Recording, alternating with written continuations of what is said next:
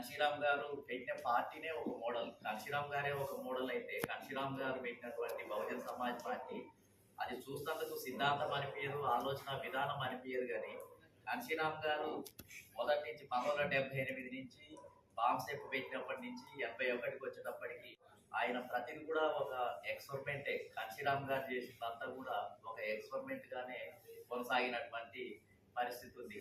ఆయన పార్టీ కూడా ఆయన పెట్టినటువంటి పార్టీ కూడా అద్భుతమైనటువంటి ప్రయోగాలను సృష్టించడం జరిగింది.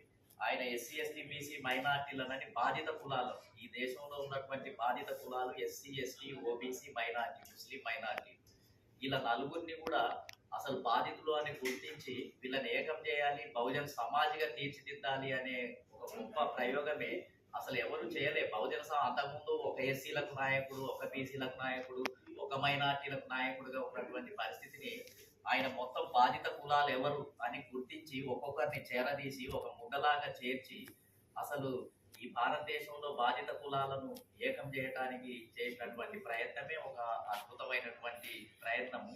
ఓటు బ్యాంకు 42% ఏ ఏ ఏ పార్టీకైనా కానీ 42% ఓటు బ్యాంక్ ఉంటేనే గెలవడానికి అవకాశం ఉంటుంది.